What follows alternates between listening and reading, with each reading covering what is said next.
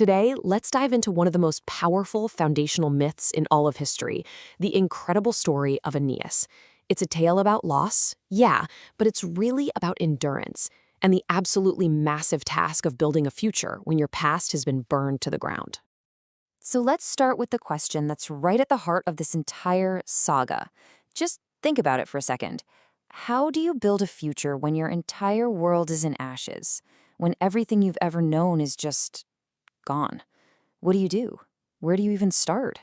This is exactly where our story begins. All right, let's get into it. Our story kicks off at the very end of another famous story, the catastrophic total fall of the legendary city of Troy. I want you to picture this scene. The great city of Troy is on fire. It's collapsing. And in the middle of all the screaming and chaos, a hero, Aeneas, has to escape. But he's not just running for his life. No, he's carrying his elderly father on his shoulders and holding his young son's hand. This one image tells you everything you need to know about his sense of duty, even as his world is literally falling apart around him. And make no mistake, what was happening was pure chaos, total disorder. There was no plan, no order, just a desperate scramble for survival, the perfect, terrifying backdrop for their escape. This wasn't just a lost battle. It was total destruction. The city was being wiped off the map. For Aeneas and the few other survivors, this meant there was nothing to go back to. The past was gone, period. But here's the thing. Aeneas wasn't just running. He was driven by a mission, a divine purpose. He had been tasked with finding a brand new home for his people, to found a new city. So his journey wasn't really an escape. It was the start of something new. So, you'd think escaping a burning city was the hard part, right? Well, that was just step one. Now we get to the next phase of his story, a long, brutal, and soul-crushing journey across the sea. This timeline kind of gives you the highlights of the ordeal. It starts with fleeing Troy, obviously. But then they have to survive these insane storms, literally battling the wrath of the gods out on the open sea. Along the way, though, he gets these prophecies, these visions that act like a cosmic GPS, pointing him toward his destiny. And then finally, they make it to Italy. This journey took years. And just to be crystal clear, this journey was incredibly perilous. We're talking full of constant danger and risk. Every single day was a new fight for survival, against the sea, against starvation, and against some very angry gods. And here you can see the main conflict playing out. On one side, you have the pure rage of the goddess Juno, who is just relentlessly sending storm after storm to sink his ships. But pitted against that cosmic fury is Aeneas's internal strength, his fortitude. That was his real superpower, the mental toughness to hold his crew together and keep them focused on their goal no matter what was thrown at them. But Aeneas wasn't completely alone in this fight.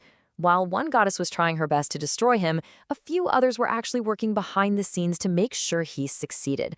Turns out, he had some allies in very, very high places.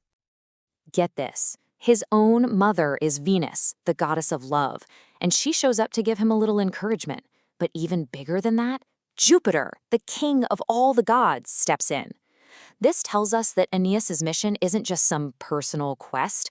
It's part of a much bigger cosmic plan for the future of the world. And this whole idea is called divine intervention. It's basically when the gods get off the sidelines and decide to get involved in human affairs, to nudge things in a certain direction. For Aeneas, these little nudges were absolute lifelines, reminding him that all this struggle was for a reason. So, the message from Jupiter, the big boss, basically boils down to this: remain steadfast. That's a powerful word. It means be unwavering, be loyal, stay locked in on your goal. He's telling Aeneas, hey, I know it's hard, but you have to hold on, you have to endure, because your destiny and the destiny of a future empire is waiting for you.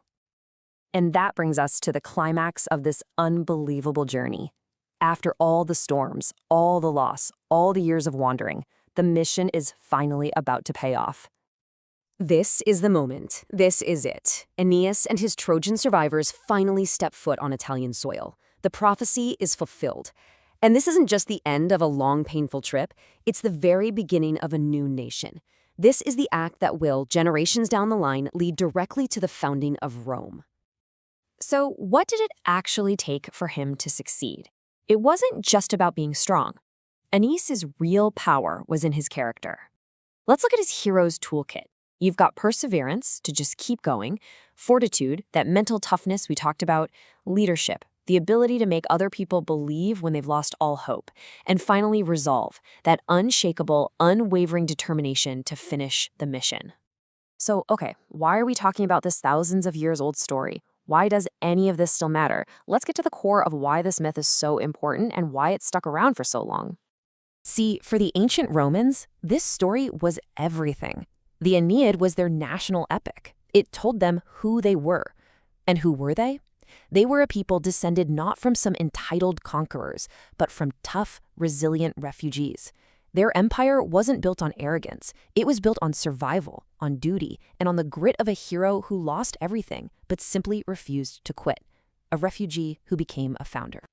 So, what's the timeless lesson here? Well, the whole journey can really be boiled down into a kind of 4-step blueprint for building something from nothing. Step 1, you endure the chaos, just survive. Step 2, you show resolve, stay focused. Step 3, accept guidance, lean on your support system. And step 4, you build anew. You turn all those trials into your triumph. Which leaves us with this final, really powerful question to think about. Is our destiny defined by all the trials we face, the storms, the chaos?